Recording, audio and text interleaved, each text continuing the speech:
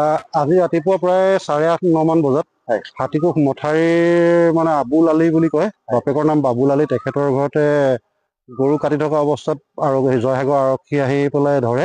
তাতে বাকী কেইজন পলাই যায়, আবুল আলীও পলাই যায়। গৌতম দাস বুলি এজনক ধৰা হৈছে। ধৰি 75 কেজি মাংস এতিয়া ভেটেনেৰী ডিপাৰ্টমেণ্টৰ পৰাও আহে, চেম্পুল সহ ফৰেঞ্চিকলৈ কালেক্ট কৰি পেলাই গোটেই মাংসখিনি মানে জয়সাগৰ আৰক্ষীয়ে চিজ কৰিছে। আপোনালোক গাঁওৰক্ষী বাহিনী? মই গাঁওৰক্ষী বাহিনীৰ সভাপতি। আপোনালোকৰ উপস্থিত মোৰ উপস্থিতিত চিজ কৰিছে। কাক গ্ৰেপ্তাৰ কৰিছে? তাতে গৌতম দাস বুলি এজনক গ্ৰেপ্তাৰ কৰিছে আৰু আবুল আলী বৰ্তমান পলাতক অৱস্থাত আছে। আৰু কোন কোন পলাই আছে?